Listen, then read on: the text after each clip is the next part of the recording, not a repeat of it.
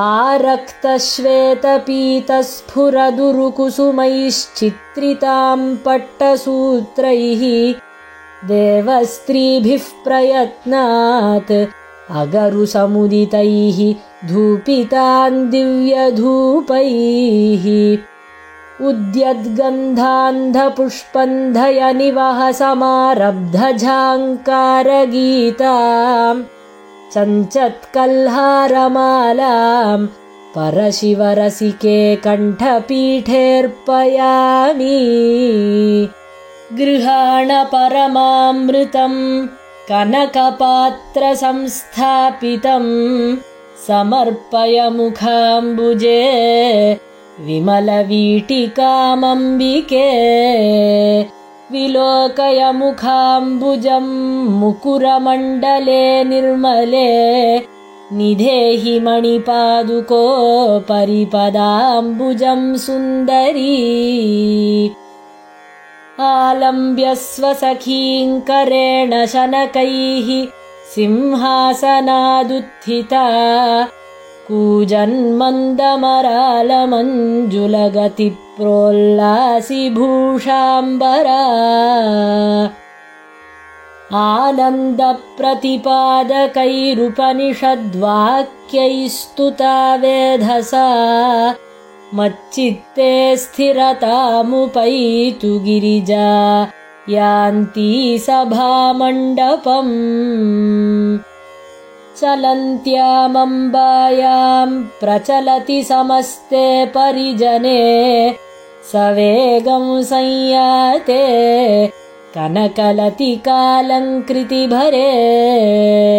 समन्तादुत्तालस्फुरितपदसम्पातजनितैः झणत्कारैस्तारैः झणझणितमासीन्मणिगृहम् चञ्चद्वेत्रकराभिरङ्गविलसद्भूषाम्बराभिः पुरो यान्तीभिः परिचारिकाभिरमरव्राते समुत्सारिते रुद्धे निर्जरसुन्दरीभिरभितः कक्षान्तरे निर्गतम् वन्दे नन्दितशम्भुनिर्मलचिदानन्दैकरूपं महः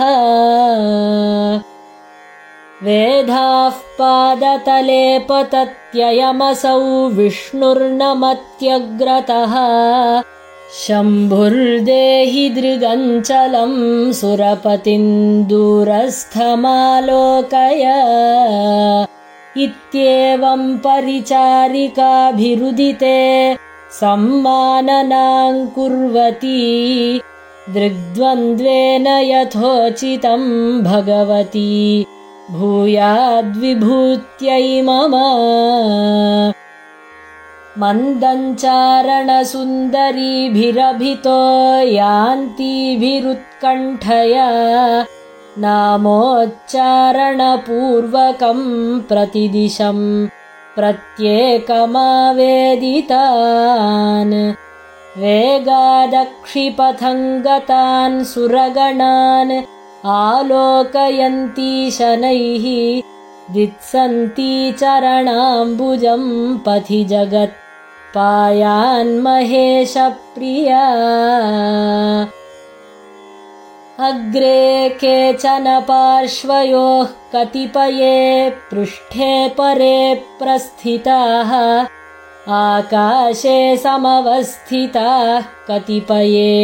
दिक्षु स्थिताश्चापरे सम्मर्दं शनकैरपास्य पुरतः दण्डप्रणामान्मुहुः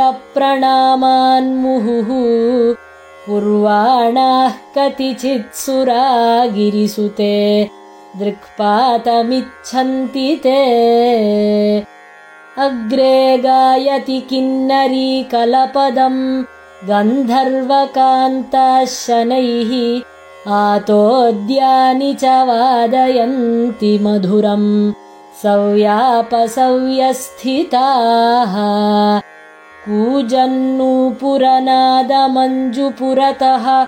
नृत्यन्ति दिव्याङ्गनाः गच्छन्तः परितस्तुवन्ति निगमस्तुत्या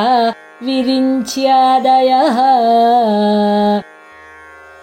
कस्मैचित् सुचिरादुपासितमहामन्त्रौघसिद्धिं क्रमात्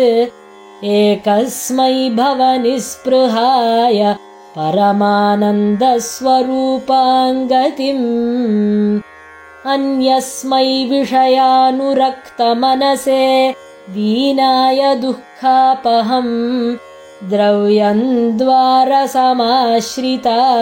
ददतीं वन्दामहे सुन्दरीम्।